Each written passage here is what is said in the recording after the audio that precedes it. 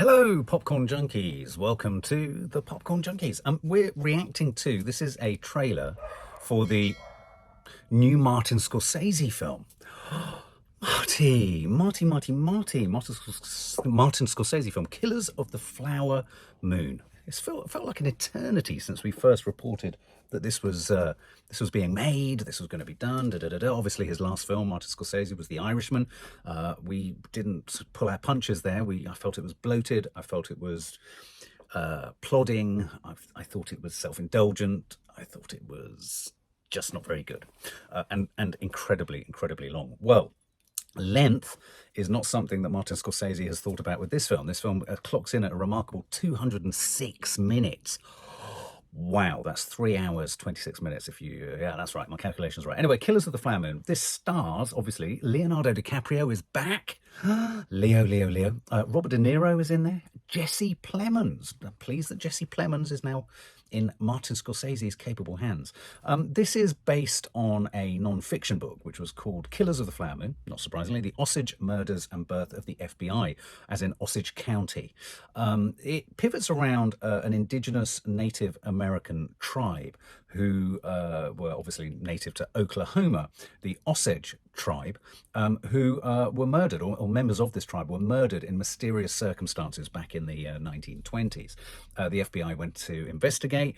There's a lot of talk about how this was sort of embryonically the way in which the FBI kind of found its feet and came into sort of existence, in a sense. This pivots around oil-rich land and the way in which presumably local white people potentially dealt with the local Osage tribe. It's a big cast. It's an epic sort of story.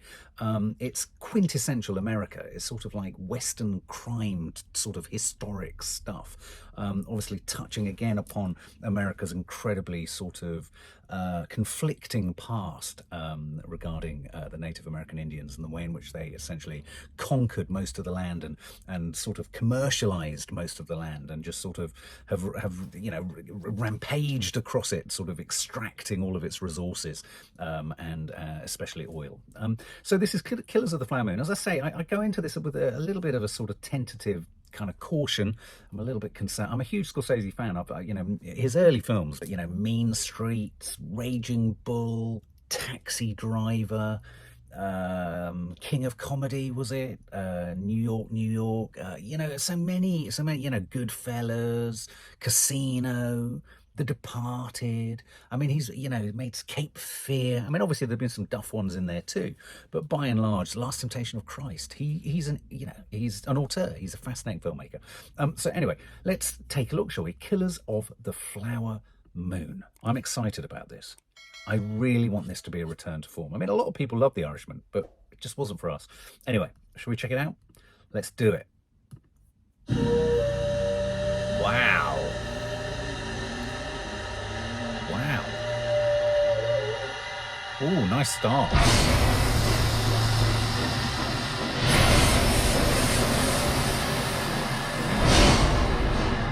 The Osage took their name from Missouri and Osage rivers.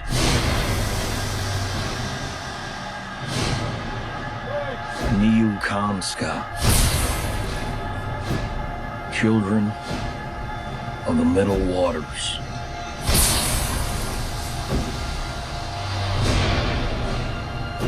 The move, said the great white father.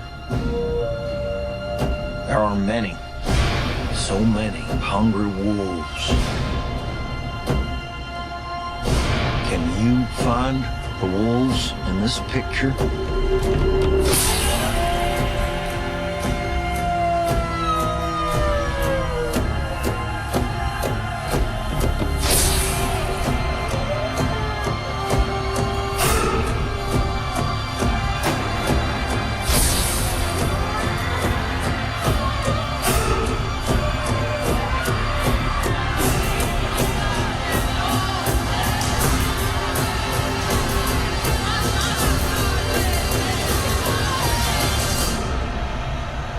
Can you find the wolves in this picture?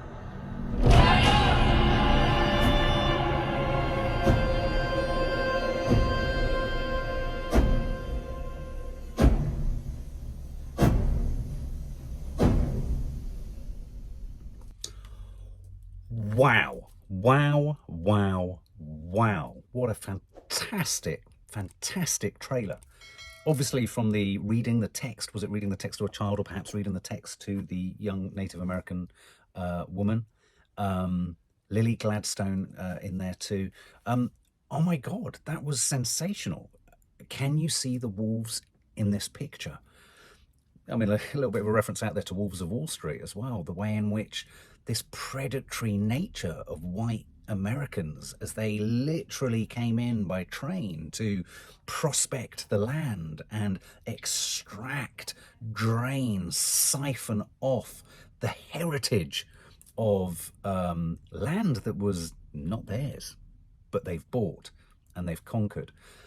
Leonardo DiCaprio in there, obviously, is he playing, obviously playing the love interest, the guy, the white guy on the wrong side of the tracks, quite literally? Robert De Niro looks absolutely well placed and embedded within all those shots, within all those sequences.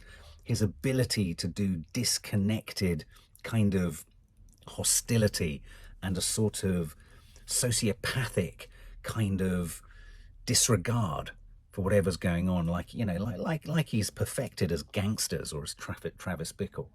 Brendan Fraser obviously in there too. Beautifully shot. That opening sequence with the oil and the dancing tribe members, absolutely stunning. Landscape stunning. Era fantastic. Soundtrack wonderful.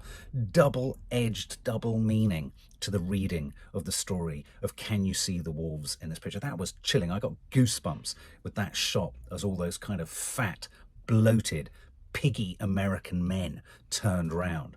That, I promise you, is going to win Best Picture and Best Director. And once we've seen the actors in it, this is the one to watch at the next Oscars. I tell you now.